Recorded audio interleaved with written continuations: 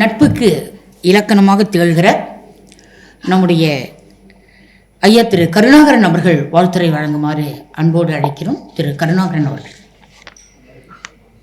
நாங்கள் இளம்பாரி என்று அழைப்பதுதான் மரபு. இளம்பாரி திரு கருணாகரன் அவர்களை மேடைக்கு வருமாறு அன்போடு அழைக்கிறோம். நான் தமிழை நேசிப்பவன். என்னுடைய வீட்டின் பெயர் தமிழரசு. மாப்போ சிவஞானம் அவர்களால் தூக்கி வைத்தது எங்களுடைய வீடு. ஸோ மீசையை பார்த்தால் எனக்கு ரொம்ப பிடிக்கும். மாப்போ சார்கிட்ட ஒரு நாள் பார்த்தேன், எல்லோருக்கும் முகத்திலே மீசை இருக்கும், ஆனால் உங்களுக்கு மீசையிலே முகம் இருக்கின்றது. அதே போல் நம்முடைய எங்கே போகணும் அது சோழ நாச்சியார் இருக்கார். அந்த காலத்தில் சங்க இலக்கியத்தில் சேரன் செங்குட்டுவன் இமயத்தில் கல் கொணர்ந்து கங்கையிலே நீராட்டி கண்ணகிக்கு சிலை வைத்தான். ஆனால் தமிழ்நாட்டில் உள்ள எல்லா இடத்திலும் கல்லை எடுத்து உலகம் பூராவும் திருக்குறளுக்கு சிலை வைத்தவர் திரு சந்தோஷம் அவர்கள். அந்த சங்க காலத்தில் புலவன் செய்த இவர் செய்திருக்கிறார், இவரை பாராட்ட வேண்டும். நான் ஒரு கூட்டத்திலே சொன்னேன், 2000 ஆண்டுகளுக்கு முன்னால் எழுதியதை நம்மால் மறக்க முடியாது, அது குறள். இனி வருகின்ற 2000 ஆண்டுக்கு மறக்க முடியாது, சந்தோஷத்தின் குறள் என்று முடித்தேன். அப்படிப்பட்ட ஒரு பண்ணிட்டு விட்டுக்கார். VRS சம்பத் அவர்கள் என்னுடைய நெருங்கிய நண்பர். பிறந்த நாள் இந்த தேசத்தின் சிறந்த நாள். பிறந்தபோது குழந்தை அழுது, தாய் சிரித்தாள். அது எப்போதும் இருக்க வேண்டும் என்று ஒவ்வொரு பிறந்த நாளும் கொண்டாடுகிறார்கள். எனக்கு ஒரு ரொம்ப ஆசை. நான் ஆனந்த் தியேட்டர் நிறைய பேர் பார்க்கும்போது சொல்ல பலதரப்பட்ட மனிதர்களை சந்திக்கின்ற சந்தர்ப்பம் எனக்கு கிடைத்தது. கலைஞர் அவர்களையும் பேரறிஞர் அண்ணா அவர்களையும் பண்ணார். ஆனந்த் தியேட்டரில் படம் பார்க்குறவங்களாம் நிறைய லேடிஸ்லாம் வருவாங்க. என்னை கூப்பிட்டு பார்த்து கேட்பாங்க, வென் யூ ரிட்டையர் என்னுவாங்க. நான் அந்த சர்ச்சில் புக்கெல்லாம் கொஞ்சம் படிப்பேன். வென் யூ ரிட்டையர்னு சொன்ன உடனே I am not even tired, how can I retire அப்படின்றது. அப்புறம் ஒரு பெண்மணி சொன்னாங்க, யூ டசன்ட் லுக் ஓல்டுன்னுவாங்க. அதுக்கு ஒரு ஆன்சர் வச்சுருந்தேன், madam it takes time to get old, sorry you don't have time. இது one of the beautiful speech. அந்த மாதிரி சம்பத் அவர்களுக்கு வயசு தெரியாது, அதனால் அவர் கல்யாணம் பண்ணிக்கிறதுனால ஒரு மனைவி தப்பித்தாள். நெருங்கிய நண்பர். 12வது உலக மகாநாட்டை வாஷிங்டன் டிசியில் செய்ய இருக்கிறார். மிகவும் சந்தோஷம். அவர் எல்லா காரியமும் எடுத்து நன்றாக செய்யக்கூடியவர். அவருடைய பாராட்டுக்கள். நானும் வர வேண்டும் என்று தான் ஆசைப்படுகிறேன்.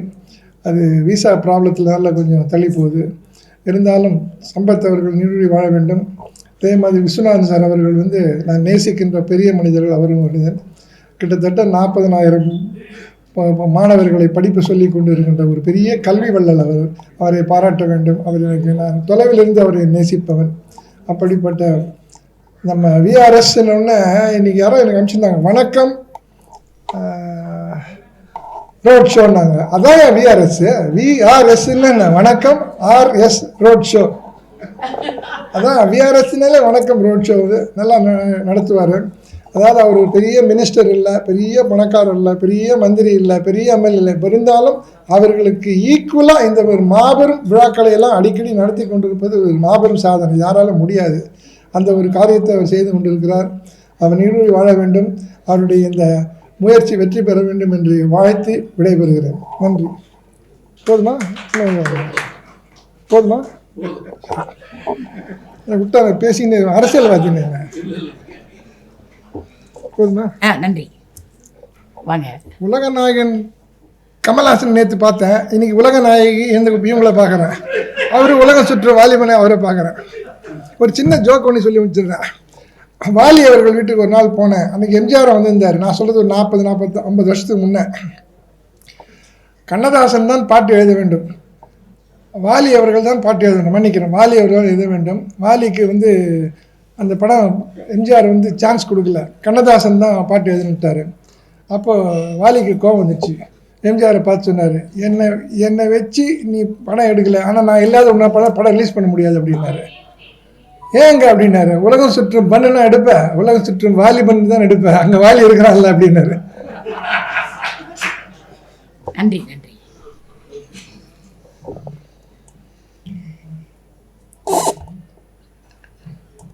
உலகமே வியக்கின்ற ஒரு தன்னிகர் இல்லாத கல்வியாளராக விளங்குகிற மாதா கல்லூரியினுடைய மிகச்சிறந்த செயல்படக்கூடிய தலைவராகவும் நிர்வாக சிற்பியாகவும் கல்வி வள்ளலாகவும் விளங்குகிற ஐயா திரு பீட்டர் அவர்கள் இப்பொழுது வாழ்த்துரை வழங்குவார். அனைவருக்கும் வணக்கம். இன்றைய கதாநாயகன் எனது அருமை சகோதரர் வி.ஆர்.எஸ். சம்பத் அவர்கள் ஆரம்ப காலத்திலிருந்தே என்னை நன்கு அறிந்தவர். ஒவ்வொரு கட்டத்திலும் என்னுடைய வளர்ச்சியை பார்த்து அறிந்தவர். அவருக்கு பிறந்தநாள் விழாவில் நான் கலந்து கொள்வதில் நான் மட்டுமல்ல, எனது மாதா கல்வி குழுமமும் என்றும் நன்றியும் கடமையும் பட்டிருக்கிறது என்பதை இந்த நேரத்தில் கூறிக்கொள்ள விரும்புகிறேன். என்னுடைய மூத்த சகோதரர் நம்முடைய மரியாதைக்குரிய அண்ணன் விஸ்வநாதன் இருக்கிறார்கள். அதேபோல் நம்முடைய சந்தோஷன் அவர்களும் இருக்கிறார்கள். அவர்களெல்லாம் இந்த நிகழ்ச்சியில் கலந்து கொண்டு நம்முடைய வாசசார் சொன்னது மாதிரி என்றும் இளமை, அனைவரும் இளமையாக இருக்க வேண்டும் என்று இந்த நேரத்தில் கூறி, நம்முடைய சம்பத் சார், என்னுடைய அம்மாவின் வயது அவர்கள் சாகும் போது 102, சாவதற்கு 3 மாதம் முன்னாடி கூட வரையும் அவங்க நன்றாக அவருடைய வேலையை அவர்களே செய்து கொண்டிருந்தார்கள். அப்படிப்பட்ட உடல்நலத்தோடு இருந்திருக்கிறார்கள். அதே போல் நம்முடைய சம்பத் சார் அவர்களும் அவர்களை விட வயது அதிகமான நீண்ட ஆயுளை கொடுத்து இப்படிப்பட்ட ஒரு நல்ல நிகழ்ச்சிகளை நடத்தக்கூடிய அளவிற்கு அவர்களுக்கு உற்சாகத்தையும் உறுதுணையாகவும் எல்லோரும் இருக்க வேண்டும் என்று கூறி வாய்ப்பளித்த உங்கள் அனைவருக்கும் எனது நெஞ்சார்ந்த நன்றி கூறி விடைபெறுகிறேன். நன்றி, வணக்கம்.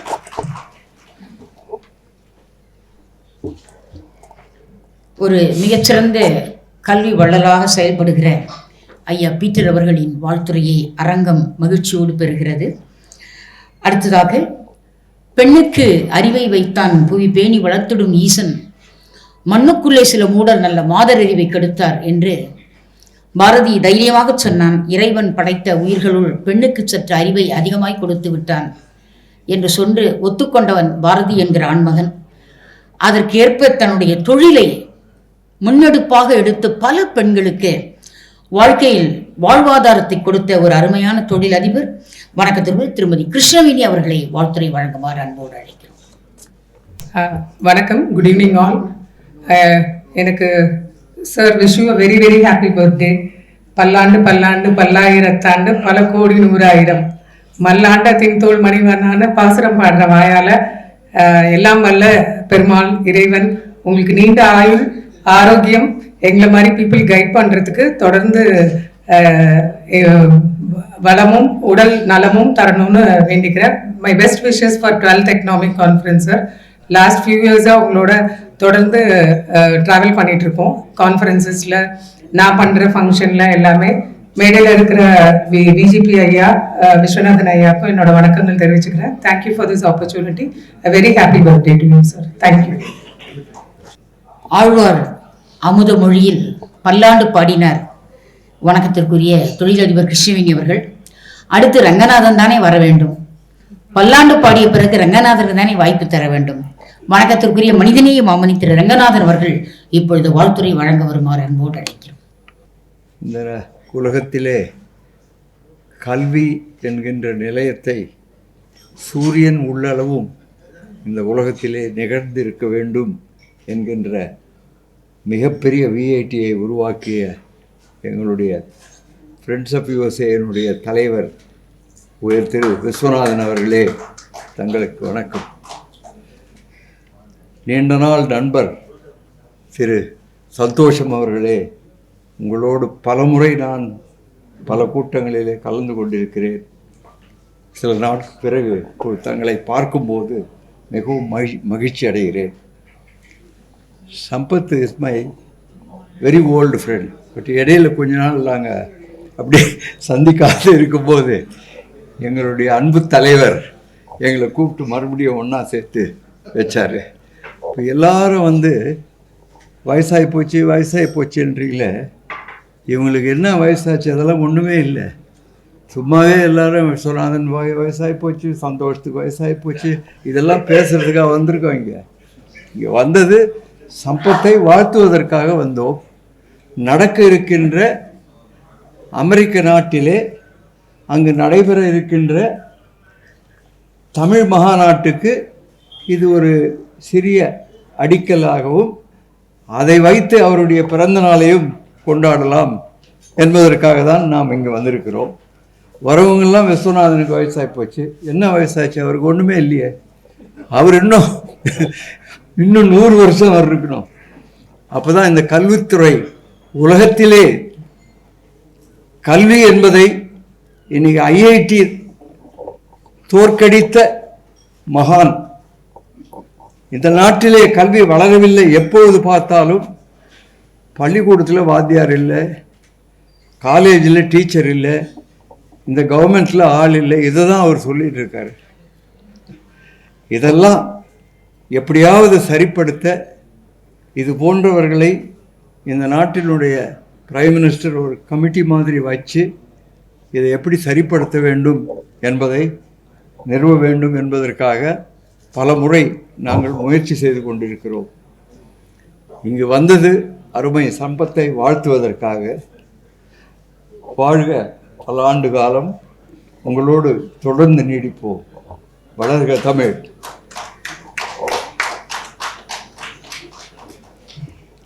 மிக அருமையானது ஒரு வாழ்த்துரையை ரங்கநாதன் ஐயா அவர்கள் வழங்கினார்கள்.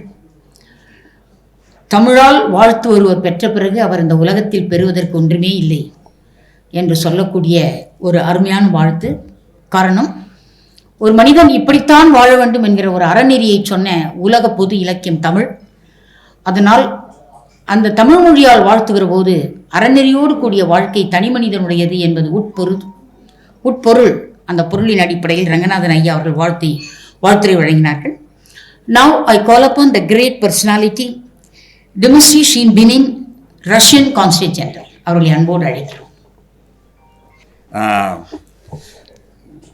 Я люблю господина Сампата, по крайней мере, по 2 причинам. நான் மிஸ்டர் சம்பத் அவர்களை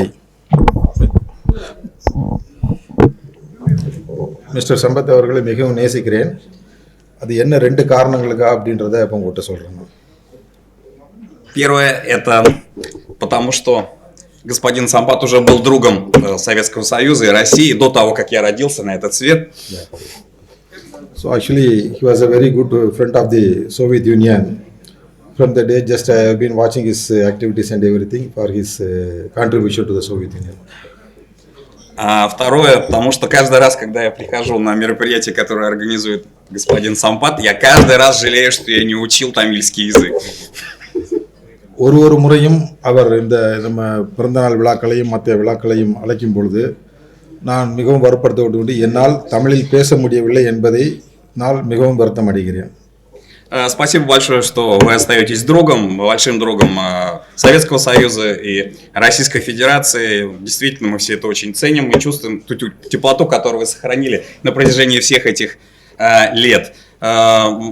Наше поздравление, мои поздравления, самые теплые, с днем рождения, долгих лет, счастья, процветания и богатства. Спасибо.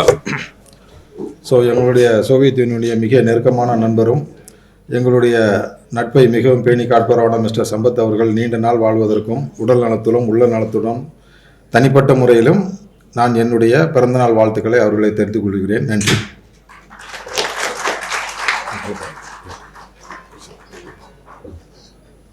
Thank you very much sir. நண்பர்களே, அடுத்ததாக நாம் ஒரு மிகப்பெரிய தொழில் அதிபர், தன் உழைப்பினால் மட்டுமே வாழ்க்கையில் முன்னேறிய ஒரு பெருந்தகை, செவாலியர் கலைமாமணி டாக்டர் பிஜி சந்தோஷம் அண்ணாச்சி அவர்கள்.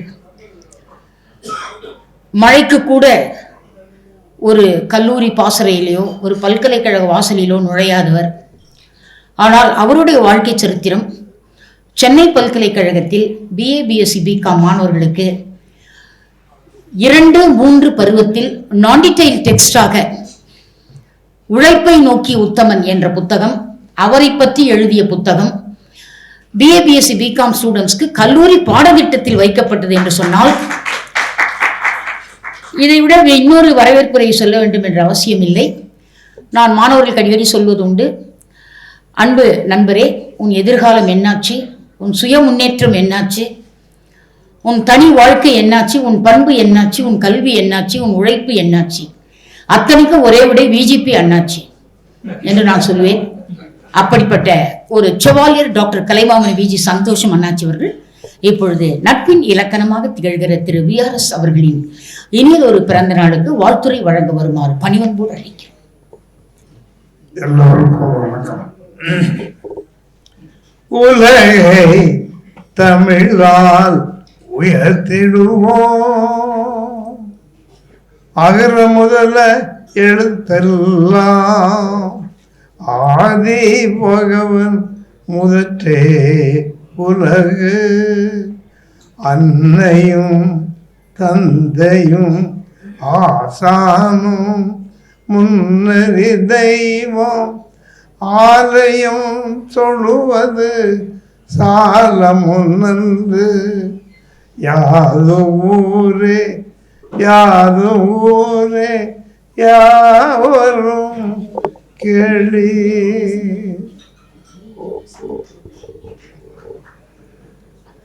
நமது அன்பிற்கும் மிகுந்த பாசத்திற்கு அருமை சகோதரர் சம்பத் அவர்கள் பிறந்த நாளை என்று கொண்டாடுகிறோம். நமது அன்பிற்கும் பாசத்திற்கும் நேசத்துக்கும் உரிய VIT விஸ்வநாதன் என்றால் உலகமெல்லாம் அவர் கல்விக்கூடத்தில் படித்துக் கொண்டிருக்கின்றார். பேசிய அத்தனை பேர்களும் சம்பத் அவர்களின் புகழை பேசினார்கள்.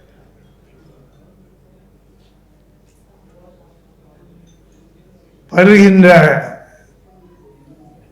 ஆகஸ்ட் ஜனவரி மாதம் அக்டோபர் மாதம் அமெரிக்க நாட்டுக்கு செல்ல வேண்டும் என்று நாம் விழா எடுக்கின்றோம். அதில் பல பேர் பெயர் கொடுத்திருக்கின்றார்கள், வருவார்கள். அமெரிக்க நாட்டிலேயே மட்டும் 70 வள்ளுவர் சிலை கொடுத்திருக்கின்றோம். அங்கு இருக்கின்ற பெரிய கோயில், அந்த கோயிலிலே ஒரு மாதாவின் சுரூபம் அளித்திருக்கின்றோம். ஆகவே BJP உலக தமிழ்ச்சங்கம் மூலமாக இந்த உலகில் பல்வேறு நாடுகளில் வள்ளுவத்தை பறக்க வேண்டும், வள்ளுவரை நினைக்க வேண்டும். தமிழாக இருக்கின்ற நமது வள்ளுவர் நமக்கெல்லாம் வழிகாட்டு. வெளிநாடுகளில் இருக்கின்ற தமிழர்கள் அவர்கள் ஆங்கிலம் படித்தாலும் இப்பொழுது தமிழ் படிக்க ஆர்வமாக இருக்கின்றார்கள். அதற்கு காரணம் திருக்குறள். திருவள்ளுவர் சிலை ஒவ்வொரு நாட்டிற்கு அனுப்பி அங்கு சென்று அதை வைத்து அங்கு இருக்கின்ற மக்களுக்கு அதை பற்றி நாங்கள் சொல்கிறோம். நமது ஐயா விஸ்வநாதன் அவர்கள் பல நாடுகளுக்கு வந்திருக்கின்றார்கள். அமெரிக்கா என்னும் பல நாடுகள் வந்திருக்கின்றார்கள். ஏற்பட்ட பல அறிஞர் மக்கள், தமிழ் மக்கள், தமிழால் வாழ்கின்ற நாம் எல்லோரும் தமிழை போற்ற வேண்டும். இந்த 12வது திருக்குறள் மாநாடு தான் சொல்வேன். பொருளாதார மாநாடு. தமிழ் படித்தாலே பொருளாதாரம் வந்துடும். இந்த பொருளாதார மாநாட்டுக்கு நான் எல்லா மாநாட்டிலையும் கலந்திருக்கின்றேன். இந்த மாநாட்டிலையும் கலந்து கொள்ள நினைத்து இருக்கின்றேன். ஆக இதை வெற்றியடைய வேண்டும், வெற்றி பெற வேண்டும். நம்ம ஐயா சுனாதம் போன்றவர்களாம் இருக்கும்போது நமக்கு எதுவும் குறைவே இல்லை, நன்றாக இருக்கும். எல்லோரும் மிக சிறப்பாக நமது அன்புக்குரிய 30 வயசு சம்பத் அவர்களை வாழ்த்தி இன்னும் 10 ஆண்டு வாழ வேண்டும் வாழ்த்தி விடைபெறுகிறேன். வணக்கம். வாழ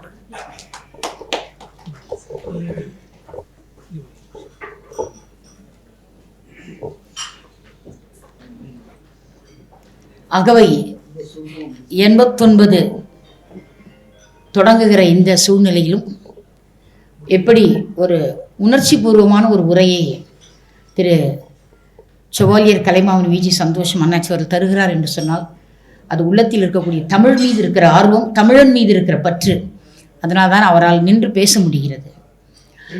நண்பர்களே, இந்த நிகழ்ச்சியின் நிறைவாக நாம் ஏற்புரை கேட்பதற்கு முன்பு இன்றைய விழாவின் தலைமை விருந்தினராக நம்மோடு அமர்ந்து மிகச் சிறந்ததொரு முக மலர்ச்சியோடு மக்களை வரவேற்கிற பண்புடையவர் நம்முடைய கல்வி வள்ளல் ஐயா திரு விஐடி விஸ்வநாதன் வேந்தர் அவர்கள். அவருடைய தலைமை உரையை நாம் இப்பொழுது செவிமடுக்கலாம். வருக வணக்கத்திற்குரிய திரு வேந்தர் அவர்கள்.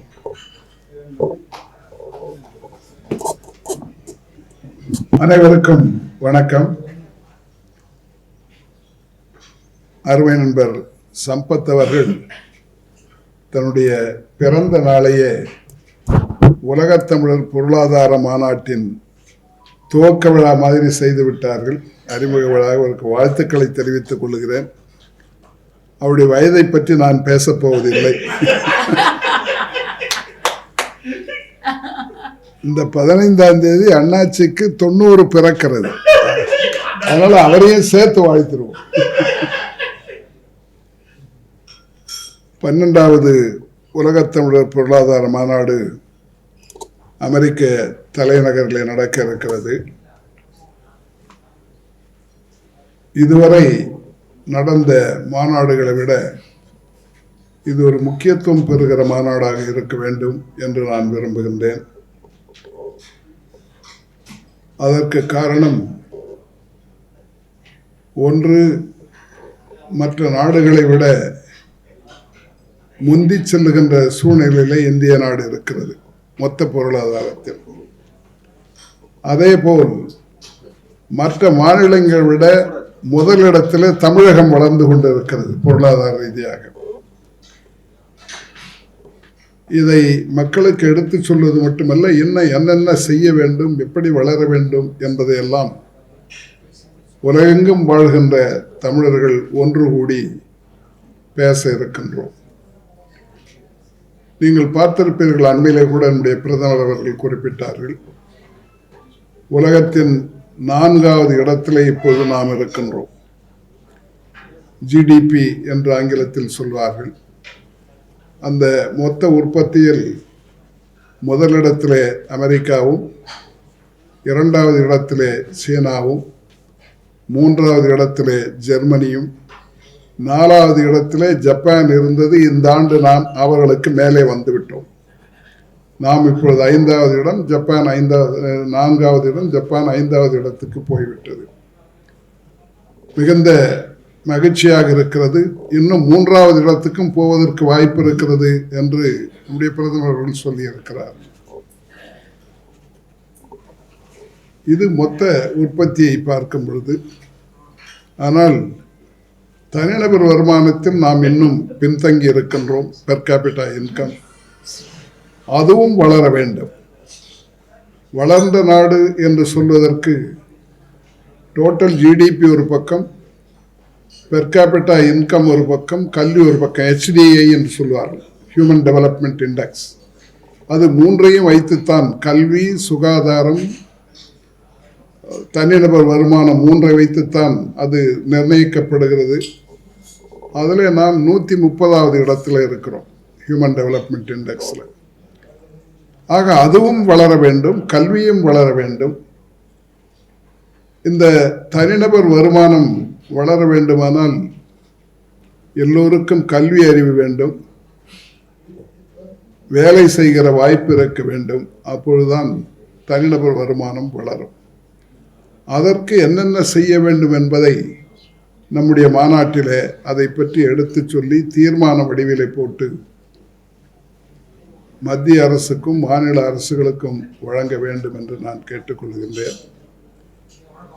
காரணம், ஒன்று, இந்த வளர்ச்சியினுடைய பயன் எல்லோருக்கும் போய் சேரவில்லை. நாம் இந்த ஆண்டு சீனாவையே 2 ஆண்டுகளுக்கு முன்னாலே சீனாவையே தாண்டி விட்டோம் மக்கள் தொகையில். ஆனால் அந்த மக்கள் தொகையிலே ஒரு பகுதியினர் இன்னும் வறுமை கோட்டுக்கு கீழே வாழ்ந்து கொண்டிருக்கிறார்கள். ஆக்ஸ்ஃபாமினுடைய கருத்துப்படி 23 கோடி பேர் லிவிங் below poverty line என்று சொல்கிறார்கள். நம்முடைய நிதி ஆயோக் கணக்குப்படி 13 கோடி பேர் வறுமை கோட்டுக்கு கீழே வாழ்கிறார்கள் என்று சொல்லப்படுகிறது. ஆக நமக்கு அவர்களை கண்காணித்து அவர்களுக்கு வேண்டியதை செய்ய வேண்டும். அப்போதுதான் வளர்ந்த நாடாக வர முடியும்.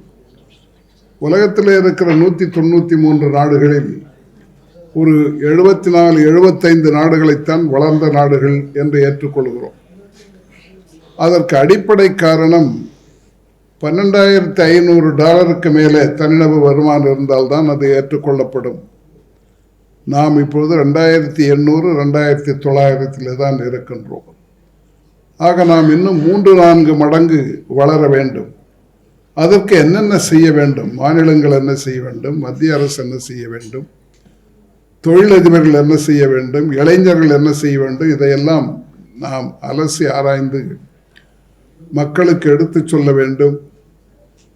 மக்களுக்கு அவைகளை எடுத்து சொல்வது மட்டுமல்ல, அவர்களுக்கு கல்வி அறிவும் கொடுத்து மக்களாட்சியும் இன்னும் மேம்படுத்த வேண்டும். நாம் பொருளாதாரத்திலும் வளர வேண்டும், மக்களாட்சியிலும் வளர வேண்டும். மக்களாட்சியிலேயே நாம் பின்தங்கித்தான் இருக்கின்றோம். ஆக இவைகள் அனைத்திற்கும் காரணமாக இருப்பது வளர்ச்சி. அதைத்தான் வாஷிங்டனில் நாம் பேச இருக்கின்றோம்.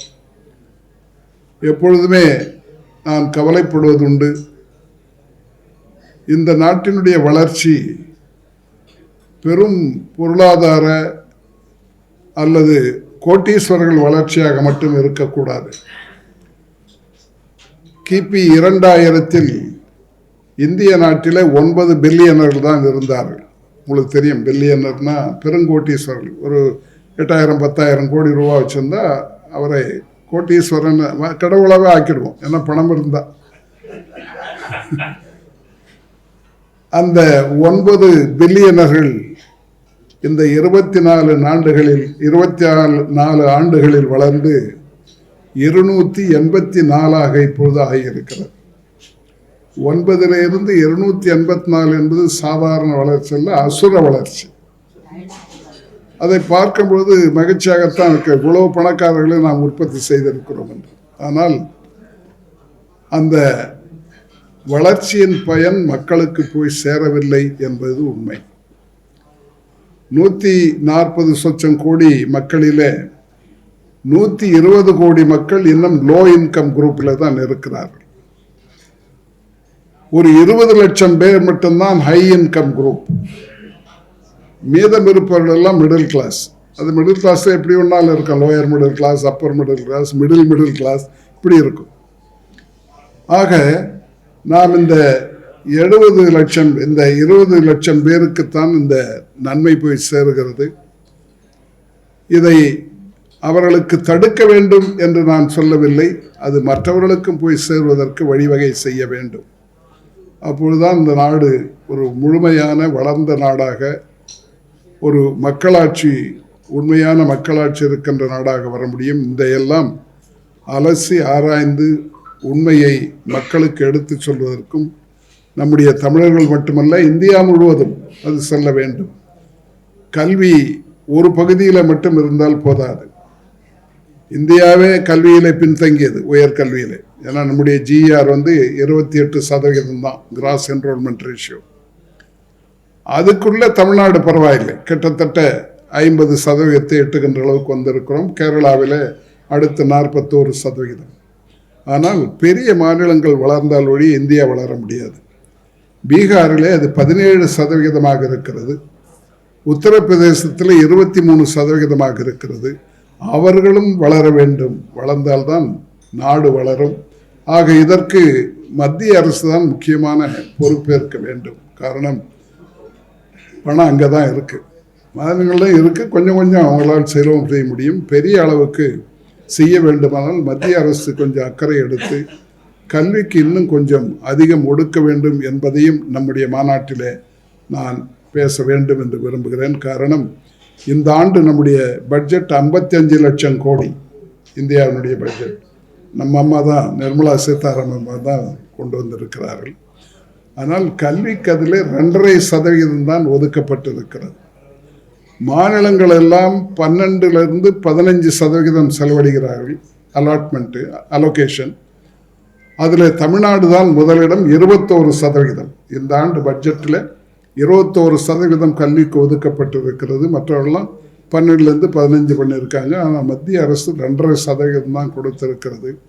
இதை மாற்றி அமைத்து வேறு எங்கெங்கே கொஞ்சம் மிச்சப்படுத்த முடியும் அதெல்லாம் சேர்த்து கல்விக்கு கொடுப்பார்கள். ஆனால் இன்னும் ஏழை மாணவர்களும் நடுத்தர மாணவர்களுக்கும் உயர்கல்வி கிடைக்கும். இன்றைக்கு வெறும் பெற்றோர்களை நம்பித்தான் உயர்கல்வியே இருக்கிறது. அவர்கள் படிக்க வைக்கவில்லையானால் ஒன்றுமே இருக்காது. அப்படிப்பட்ட நிலைமை இல்லாமல் உலகத்தில் பல நாடுகளில் அரசாங்க கல்வி அல்லது அரசாங்க பள்ளி அல்லது கல்லூரி பல்கலைக்கழகத்தில் படித்தால் மட்டுமல்ல, தனியார் கல்லூரிகளில் பல்கலைக்கழகத்தில் படித்தால் கூட அரசு உதவி கிடைக்கிறது. இந்த OECD கண்ட்ரிஸ்னு 38 நாடுகள் இருக்கின்றன. அவங்கள 1/3 அவங்க கொடுத்துட்றாங்க. அரசாங்கத்திலிருந்து கடனாக கொடுப்பது அல்லது ஸ்காலர்ஷிப் கொடுப்பது. அது மாதிரி இந்திய நாட்டிலேயும் நாம் கொண்டு வர வேண்டும். அதற்கு ஒரு விழிப்புணர்ச்சியை ஏற்படுத்த வேண்டும். அதற்கு நமக்கு செய்தித்தாள்கள், தொலைக்காட்சிகள் இதெல்லாம் வேண்டும். அரசியல் கட்சிகள் அதை பற்றி யாரும் பெருசாக கவலைப்படுவதில்லை. அவர்களுக்கு எப்படி செய்வதென்று எனக்கும் தோணவில்லை. அவர்களை உள்ளடக்கிய, அவர்களையும் சேர்த்து அவர்கள் இதை பற்றி பேச வைக்க வேண்டும். கல்வியை பற்றி அவர்கள் யாரும் பேசுவதில்லை. அது மட்டுமல்ல, கல்விக்கு கொடுக்காது மட்டுமல்ல, இங்கே இருந்து எடுத்துக்கொள்கிறார். ஜிஎஸ்டி கல்வி நிறுவனங்களுக்கு உண்டு. கட்டடம் கட்டினால் 18%, ஏர் கண்டிஷன் வாங்கினால் 28% நாங்கள் கட்டிக்கொண்டு இருக்கிறோம். இதை மத்திய அரசு மறுபரிசீலனை செய்ய வேண்டும். இதையெல்லாம் உலகத் தமிழர் பொருளாதார மாநாட்டிலே இதை பற்றி பேசி தீர்மானங்கள் போட்டு அந்தந்த அரசுக்கு கொடுக்க வேண்டும் என்று நான் கேட்டுக்கொள்கிறேன். ஆக பிறந்த நாளையே ஒரு பெரிய பொருளாதார மாநாட்டை பற்றிய ஒரு கருத்தரங்கமாக மாற்றியதற்கு சம்பத் அவர்களுக்கு நன்றி தெரிவித்து, அவர்கள் ஏற்கனவே சொன்ன மாதிரி அம்மாவை ஓவர்டேக் பண்ணி அவர் இருக்கணும்னு மட்டும் வாழ்த்தி விடைபெறுகின்றேன். நன்றி, வணக்கம். வேந்தர் அவர்களுக்கு நெஞ்சார்ந்த நன்றி. விழாக்குழுவின் சார்பாக இப்பொழுது இன்றைய பிறந்தநாள் விழாவின் நாயகன் ஐயா திரு VRS அவர்களின் ஏற்புரை. இன்றைய நிகழ்ச்சியினுடைய தலைமை விருந்தினர் VIT பல்கலைக்கழகத்தினுடைய வேந்தர் டாக்டர் G. விஸ்வநாதன் அவர்களே, BJP நிறுவனத்தினுடைய தலைவர் டாக்டர் சந்தோஷம் அண்ணாச்சி அவர்களே, இங்கே அமர்ந்திருக்கின்ற என்னுடைய அருமை நண்பர்களே, பெருமக்களே, உங்கள் அனைவருக்கும் என்னுடைய அன்பு கலந்த வணக்கம். நான் எல்லாருடைய பேர் சொன்னால் அந்த சாப்பிட்ற நேரம் இன்னும் கொஞ்சம் நேரம் தள்ளி போகும். அதனால தான் சுருக்கமாக சொல்கிறேன். இந்த மாநாடு இதான் ப்ரோஷர், பார்த்துருப்பீங்கன்னு நினைக்கிறேன். இது எல்லாருக்கும் கொடுத்துருக்குறோம். இந்த மாநாட்டினுடைய பொறுப்பு முதலாக இந்த 12வது மாநாடை நம்ம என்ன பண்ணியிருக்கோம்னா, முழுக்க இந்த மாநாட்டை நடத்துவதற்கு அமெரிக்காவில் உள்ள குழுவினரிடம், அதாவது ஆர்கனைசிங் கமிட்டியிடம் ஒப்படைத்து விட்டோம். அவர்கள், ஏனென்றால் அமெரிக்காவுக்கு போயிட்டு அடிக்கடி நம்ம போய் அங்கே அதை ஃபாலோ பண்ணுறது, நடத்துறது அவ்வளோ பெரிய சிரமமான காரியம். ரெண்டாவது, பணம் செலவழிக்கும் போதில் பல சிக்கல்கள் இருக்கிறது. ரெண்டாவது, பணம் அங்கே போய் கட்டாமல் அது பாதியில் நின்று அவஸ்தைப்பட முடியாது. இதையெல்லாம் கருத்தில் கொண்டு தான் இந்த மாநாட்டை முழுக்க நடத்துகிற பொறுப்பை நம் தமிழ்நாட்டை சேர்ந்த, புதுக்கோட்டையை சேர்ந்த டாக்டர் ராஜன் நடராஜன், அவர் 1990 போய் அமெரிக்காவில் செட்டில் ஆனவர். மெட்ராஸ் யூனிவர்சிட்டியில் PhD வாங்கினவர். அவர் ஒய்ஃபும் அங்கேயே PhD பண்ணியிருந்தாங்க. 2 பேரும் காதலிச்சு திருமணம் பண்ணிக்கிட்டாங்க. அவங்க அங்கே வாஷிங்டன் டிசியில் செட்டில் ஆகியிருக்காங்க. அவர் இந்த மேரிலாண்டு மாநிலத்தினுடைய ஒரு அமைச்சராக 10 வருஷம் பணியாற்றியவர். அந்த ஊரில் அமைச்சருக்கு செக்ரட்டரின்னு பேர் பணியாற்றிருக்கிறாரு. அவரை தலைவராக நம்ம போட்டிருக்கோம். நம்ம ஊரில் பிரபல நடிகராகவும் அமைச்சராகவும் விளங்கிய திரு நெப்போலியன் அவர்கள் இணைத்தலைவராக நாம் நியமித்திருக்கிறோம். அது தவிர இங்கிருந்து நாம் நிகழ்ச்சி இங்கே யாராவது வராங்களோ அவங்களெல்லாம் நாம் இங்கே கோஆர்டினேட் பண்ணி அவங்களுக்கு அனுப்பி கொண்டிருக்கிறோம். இதுவரையில் நடந்த நிகழ்ச்சியை மாதிரியே அதை விட சிறப்பாக அவர்கள் நடத்துவார்கள். அதற்கான ஏற்பாடுகளை செய்து கொண்டிருக்கிறார்கள். மேரிலாண்ட் மாநிலத்தினுடைய கவர்னர், வர்ஜீனியா மாநிலத்தினுடைய கவர்னர், அதற்கு அடுத்தாற் போல வாஷிங்டன் டிசியினுடைய மேயர் ஆகியோரை அழைப்பதற்கான ஏற்பாடுகளை அவர் செய்திருக்கிறார்கள். நானும் அவர்களிடம் சொன்னேன், வெள்ளைக்காரர்களை அழைப்பதைப் போல தமிழர்கள் பலரும் பிரபலமாக இருக்கிறார்கள். இந்திரா நோய் இருக்கிறார்கள், சுந்தர் பிச்சை இருக்கிறார், இப்படி பலரும் இருக்கிறார்கள்.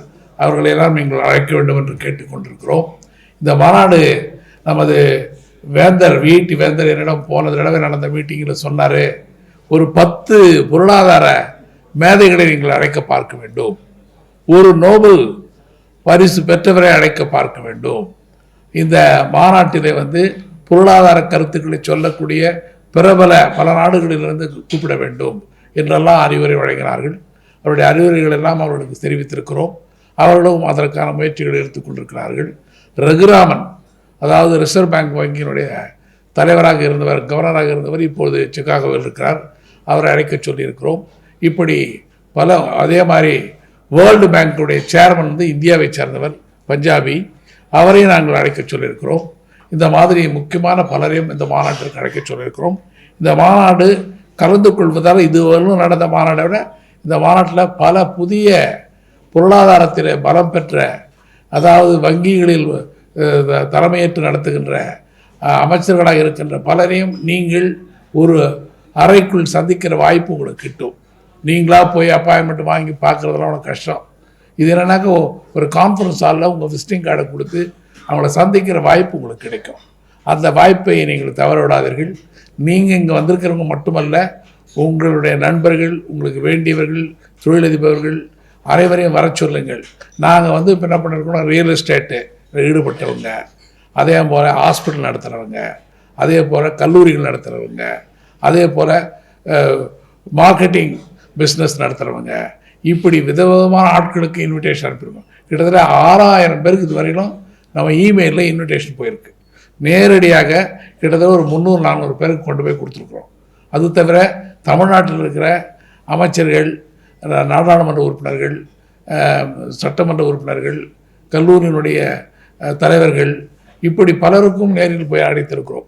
இந்த மாநாடு மிக சிறப்பாக அமையும். நீங்கள் அனைவரும் இந்த மாநாட்டிற்கு வர வேண்டும்.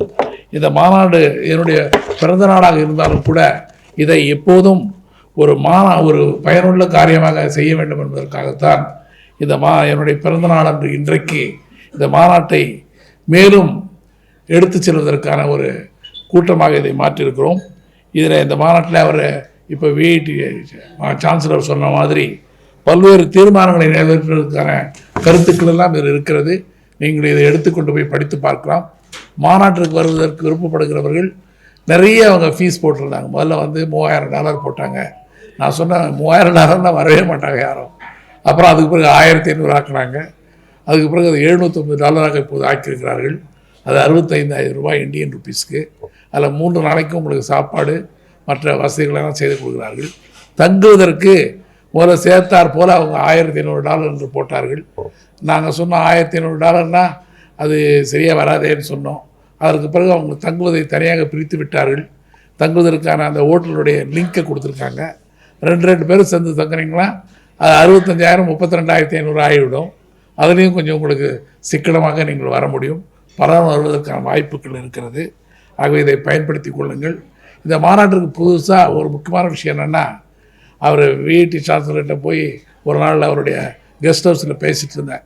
இந்த மாநாட்டில் என்னென்ன சிக்கல் இருக்குது, என்னென்ன பண்ணணும், இங்கே மெட்ராஸில் யாரை கூப்பிடணும், வேணு சீனிவாசனை கூப்பிடணும், அதே மாதிரி காசாகரனை கூப்பிடணும், அப்பாசாமி ரியல் எஸ்டேட்டை கூப்பிடணும், இப்படி பலரை பற்றி அவரிடம் சொல்லி கொண்டிருக்கார். அதெல்லாம் நம்ம அப்புறம் முருகப்பா குரூப்பை கூப்பிடணும், இப்படிலாம் சொல்லி கொண்டிருக்கும்போது நம்பரெல்லாம் கொண்டு வாங்க, நானே பர்சனலாக பேசுகிறேன்னு சொல்லியிருக்காரு. அதே கடிதம் இருந்தால் கொடுங்க, நான் நானே கவரிங் லெட்டர் போட்டு அனுப்ப முடியுமா பார்க்குறேன்னு சொல்லியிருக்காரு. இதெல்லாம் ரொம்ப என்கரேஜ்மெண்ட்டாக இருந்தது. அதை விட முக்கியமானது என்னென்னா, இந்த மாநாட்டிற்கு பல சிக்கல்களை தவிர்ப்பதற்காக உடனே ஃபோன் பண்ணி மிஸ்டர் ரங்கநாதன் ஒருத்தர் இருக்கிறாரு, அவரை நீங்கள் சந்தியுங்க. அவர் ஃப்ரெண்ட்ஸ் ஆஃப் யூஎஸ்ஏனுடைய ஃபவுண்டர். பல ஆண்டுகளாக அமெரிக்காவுடைய நெருங்கிய நட்பை வளர்ப்பதற்காக அவர் நேரம் காலத்திலும் செலவழித்து பெரிய அளவில் அந்த தொடர்புகளை வளர்த்து வைத்திருக்கிறார். அந்த ஊரில் இருக்கிற செக்ரட்டரிஸு, கவர்னர்ஸு, முக்கியமான இண்டஸ்ட்ரியலிஸ்ட்டு, பிஸ்னஸ்மேன் எல்லாரும் அவருக்கு தெரியும். அவர் பலர் நம்ம மாநாட்டுக்கு வர வைக்க முடியும். இங்கேயும் அமெரிக்கன் கான்சுல் ஜெனரலில் இருக்கிற பிரச்சனைகளை கூட அவரால் தீர்க்க முடியும் என்று எடுத்துரைத்தார். உடனடியாக ஃபோனில் தொடர்பு கொண்டார். அவரும் நானும் ஒரு 4-5 தடவை சந்தித்து பேசணும். அவரை என்னை இப்போ டெல்லிக்கு அழைத்து கொண்டு போய் அங்கே இருக்கிற அதாவது அமெரிக்க அம்பாசிடரே நாங்கள் நேரில் சந்தித்து அவரோட மாநாட்டிற்கு வர சொல்லி அழைப்பு விடுத்தோம். அதோடு இல்லாமல் எல்லா அந்த புரோட்டோகால் ஃபெசிலிட்டிஸ் எல்லாம் எங்களுக்கு ஏற்பாடு பண்ணி கொடுன்னு கேட்டோம். விசா வந்து வாங்குறவங்களுக்கு டேட் கிடைக்கிற கஷ்டமாக இருக்கும். அந்த டேட்டை பெற்று தருவதற்கு உதவி செய்யுங்கள் என்று அந்த கடிதத்தில் கொடுத்துருக்குறோம். விசா முத்திரை குத்துறதுக்கு வேண்டிய தகுதியும் திறமையும் ஒவ்வொரு அவர்கள் பெற்றிருக்க வேண்டும். எல்லாம் சொல்கிறீங்களே உங்களுக்கு விசா கிடைக்கல, எங்ககிட்ட வந்து நிற்க முடியாது. ஏன் சொல்கிறாருன்னா உங்களுக்கு அந்த திறமை இருக்கணும். நான் எங்களை பொறுத்தவரையிலும் நாங்கள் அந்த டேட்டு வாங்கி கொடுக்கறதுக்கான முயற்சியை செய்ய முடியும், அதற்கான உதவி செய்ய முடியும். அதற்கான அந்த விசா ஃபார்ம் ஃபில்லப் பண்ணுறதே ஒரு பெரிய விஷயம். அதை நீங்கள் ட்ராவல் ஏஜென்ட் யாராவது தெரிஞ்சவங்களை வச்சு தான் ஃபில்லப் பண்ணணும். அதுக்கு $185 அமெரிக்கன் எம்பசிக்கு ஃபீஸாக கட்டணும். அப்புறம் அந்த ஃபார்ம் ஃபில்லப் பண்ணுறவருக்கு ஃபீஸ் கொடுக்கணும். அதெல்லாம் பண்ணி நீங்கள் ஃபார்ம் ஃபில்லப் பண்ணிங்களா தான் அது உள்ளே போய் சேரும். அந்த ஒவ்வொரு கேள்வியும் கேட்டு அது ஆனால் தான் அடுத்த பக்கத்துக்கே அந்த பக்கம் போகும். அதுக்கு பிறகு உங்களுக்கு அந்த நம்பர் வரும். அதுக்கு பிறகு உங்களுக்கு தேதி கிடைக்கணும். இந்த தேதியை செப்டம்பர் 10க்குள் பெற்றுத்தர வேண்டியதில் நாங்கள் முனைப்போடு இருக்கிறோம். யாரெல்லாம் வாங்குறீங்களோ அவங்களாம் எங்களுக்கு தெரிவிங்கள், நாங்களும் முயற்சி செய்யணும்னு சொல்லியிருக்கிறோம். இதில் நிறைய பேருக்கு தேதி கிடைச்சிருக்கு. அதனால் எங்களுக்கு ரொம்ப என்கரேஜ்மெண்ட்டாக இருக்குது. பல பேர் இப்போ 65,000 ரூபாய் எங்களுக்கு பணம் கட்டி உறுப்பினராக செய்திருக்கிறார்கள். இங்கே பலரும் பெரிய கல்லூரிகள் வைத்திருப்பவர்கள், பல்கலைக்கழகம் வைத்திருப்பவர்கள்லாம் நமக்கு நிதி உதவி செய்திருக்கிறார்கள். அதில் முதல்ல நம்ம பிஐடி சான்சலர் அவர்கள் இந்த மாநாடு இல்லை, முதல் மாநாட்டுக்கு அவர் தான் தலைவர், அவர் தான் சீஃப் பேட்டராக இருக்கார். எல்லா மாநாட்டுக்கும் முதல்ல அவர் தான் நன்கொடையாளராகவும் ஸ்பான்சராக இருக்கிறார். அவர் மனம் வந்து எப்போதும் தந்து கொண்டிருக்கிறார். அதே போல் இங்கே வந்திருக்கிற அதே மாதிரி விஐடி போலவே நம்ம பிஜிபி சந்தோஷ் இருக்கிறாரு, நம்ம பீட்டர் இருக்கார், அதே மாதிரி நம்ம கிருஷ்ணவேணி இருக்காங்க, அதே மாதிரி நம்ம இவர் தியாகராஜன் இருக்கிறாரு. இப்படி சொல்லிக்கொண்டே போகலாம். இவங்கெல்லாம் அவர்களால் முடிந்தது. நாங்கள் வந்து அவர் கொடுக்குறவங்களுக்கு தான் கொடுக்கணும்னுலாம் சொல்லலை.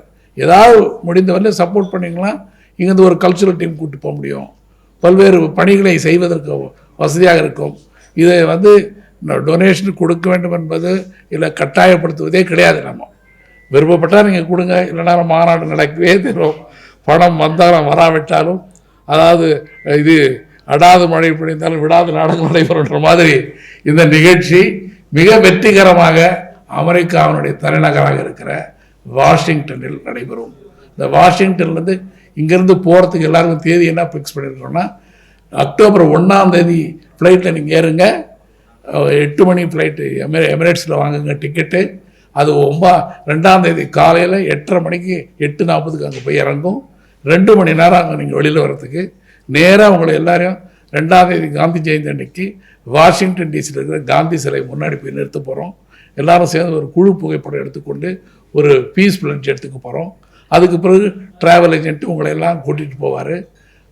வாஷிங்டன் ஃபுல்லாக சுற்றி பார்க்குறதுக்கு நிறைய விஷயங்கள் இருக்கிறது. அடுத்த நாள் காலையில் சுற்றி பார்க்கலாம். மத்தியானத்துலேருந்து கான்ஃபரன்ஸ் தொடங்கும்.